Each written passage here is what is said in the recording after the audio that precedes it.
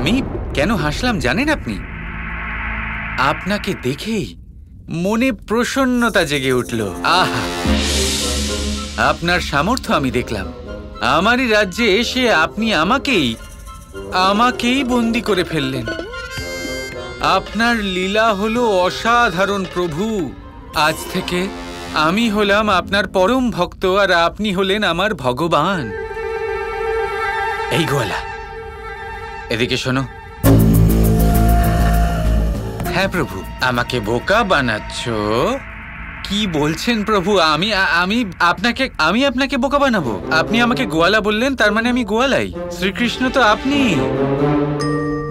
আশীর্বাদ দিন ওই হাত দিয়ে। ধন্যবাদ। আপনি জানেন আমার মাতা আমায় কি বলতেন? কি বলতেন তোমার মাতা? আমার মাতা বলতেন ভগবানের থেকে কখনো কিচ্ছু লুকোনো উচিত নয়। হ্যাঁ, একদম ঠিক কথা বলতেন তোমার মাতা। কি বলতে চাও এবার? বলো বলো। এবার কিভাবে বলি? দেখুন প্রভু, এ হলো আপনার দ্বারকা। আপনি হলেন এখানকার দ্বারকাধীশ। আপনি হলেন এখানকার ভগবান। এটা হলো আপনার কারাগার, কিন্তু এতে একটু সমস্যা আছে। এটা আসলে ভেতর থেকে খুব সহজে খোলা যায়, কিন্তু এটা তো আমার প্রভুর অপমান, যা আমি সহ্যই করতে পারবো না। এসব তুমি কি বলছো? ঠিক আছে, আপনাকে দেখাচ্ছি।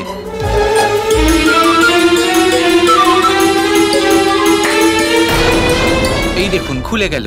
এটা কি হলো? এটাই তো আমি আপনাকে বলার চেষ্টা যদি পালানোর চেষ্টা করো তাহলে এখানেই তোমার শরীরের টুকরো টুকরো করে দেব আমি। আমি তো আপনার চরণ স্পর্শ করতে আসছিলাম।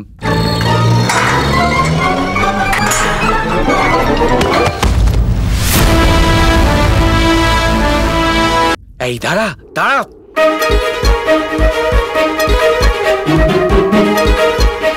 প্রভু, আমি পালাচ্ছিলাম না। আমি শুধু এটা বলছি যে এভাবে যে কেউ পালিয়ে যেতে পারে। তালা বাইরে থেকে এইভাবেই খোলে। সমস্যাটা হলো যে এটা ভেতর থেকেও এইভাবেই খুলছে। এটা আপনাকে ভেতর থেকেই দেখতে হবে। আসুন, আপনাকে দেখাচ্ছি প্রভু। আসুন, দিন, এটা আমাকে দিন না। আসুন আসুন প্রভু, আপনি নিজেই দেখে নিন কিভাবে খোলে। এবার দেখুন।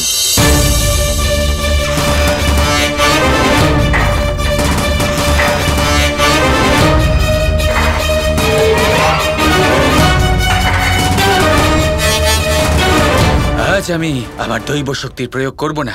তুমি খোলো এটা। আরে আপনি তো হলেন প্রভু, নিজেই এই তালা নিশ্চয়ই খুলতে পারবেন।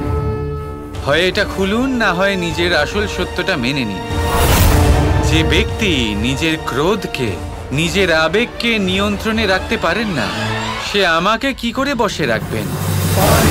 এবার তুমি থাকো নিজের এই মিথ্যে অস্তিত্বের সাথে এইখানেই। আমি গিয়ে নিজের কাজটা করে আসি। না না না না, তুই আমার সাথে এরকম করতে পারিস না। এরকম করতে পারিস না তুই। খোল এটা, খোল বলছি। আমি আসি। বোন রক। এই দাঁড়া গোয়ালা, থাম থাম থাম। আমাকে বের কর এখান থেকে।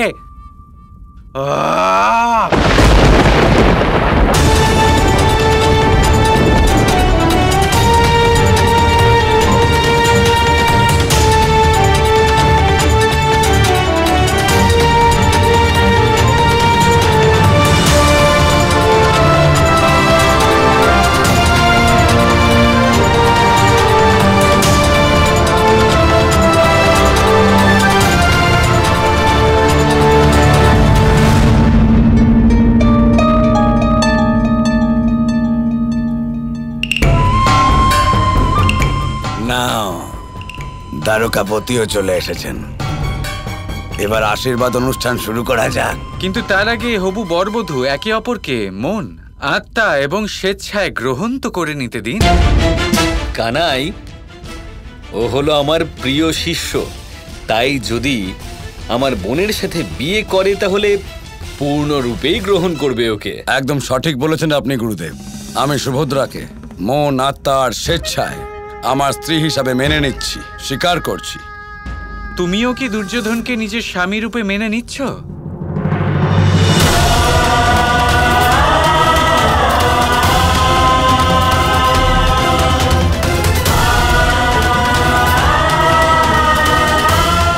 লজ্জা পাচ্ছে একটু।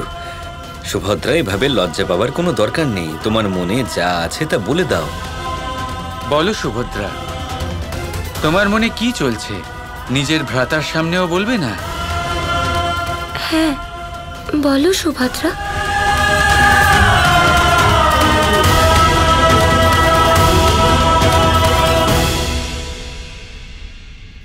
বলরাম দাদা, আমি আপনাকে খুব সম্মান করি, তাই আপনাকে আঘাত করতে চাই না, সেই জন্য একটু সংকোচ হচ্ছিল। আমি দুর্যোধনকে ভালোবাসি না।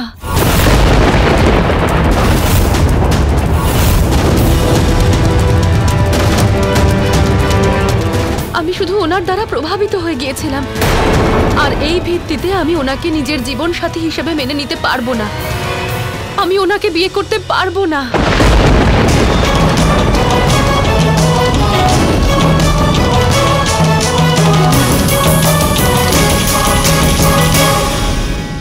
এই মেয়েটা কি আজে বাজে কথা বলছে? গান্ধার নরেশ, সুভদ্রা, এসব কি বলছো তুমি? তাও এমন এক সময় যখন আমার প্রতিষ্ঠা, আমার গৌরব, আমার প্রতিজ্ঞা, মান সম্মান সব মাটিতে মিশে যেতে পারে।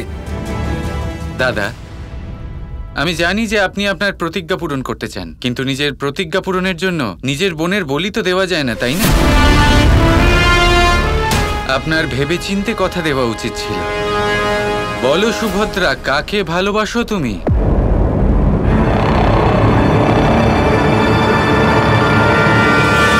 এই পুণ্ড্রক পাগল হয়ে গেছে নাকি? দেখুন কি সব কথা বলে যাচ্ছে। যদি কৃষ্ণ ওই কারাগারে থাকে তাহলে আমাদের যোজনা বিফলে কি করে যাচ্ছে? পুণ্ড্রকের সাথে কথা বলতে হবে, ওর মাথা খারাপ হয়ে গেছে। বলে দাও সুভদ্রা, এরকম সুযোগ তুমি বারবার পাবে না। সবাইকে বলো তুমি কাকে ভালোবাসো।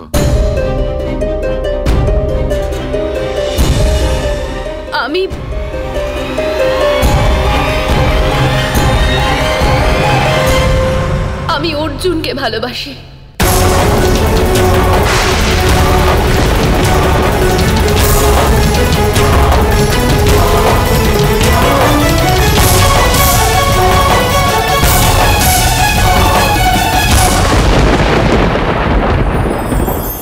কথায় বলা হয়, জীবনে ভালোবাসাই হলো সুখের মূল।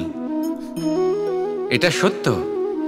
এবার প্রশ্ন হলো এটাই যে এই ভালোবাসা কার সাথে করা উচিত। যদি আপনি কিছুক্ষণের জন্য সুখ পেতে চান তাহলে ভালোবাসুন নিজের রুচি মতো। যদি আপনি কিছুদিনের জন্য সুখ পেতে চান ভালোবাসুন নিজের বন্ধুদের।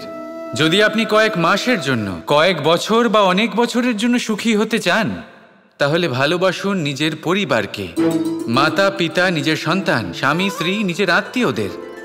কিন্তু যদি আপনি চিরকালের জন্য সুখী হতে চান তাহলে ভালোবাসতে হবে শুধু নিজের কর্মগুলিকে। কারণ সম্পর্ক যেমনই হোক না কেন কখনো না কখনো ভেঙে যাবেই। এই সংসার হলো এমনই যে যাদের সঙ্গ আমরা পাই তাদের সঙ্গ একদিন ত্যাগ করতে হয়। শুধু কর্মই হলো এমন এক সঙ্গ যা কখনো আপনাকে ত্যাগ করবে না। আপনার মৃত্যুর পরেও এই কর্ম আপনাকে বাঁচিয়ে রাখবে। তাই সবসময় মনে রাখবেন, এই কর্ম ধর্ম মনে করে পালন করা উচিত। জীবনের শেষ মুহূর্ত পর্যন্ত কর্মকে ভালোবাসুন। জীবনের শেষ মুহূর্ত পর্যন্ত সুখে থাকবেন। আর আমি তো সবসময় বলি, শুধু কর্ম করতে থাকো, ফলের চিন্তা করো না। তাহলে আসুন আর আমার সাথে ভালোবেসে বলুন, রাধা রাধা।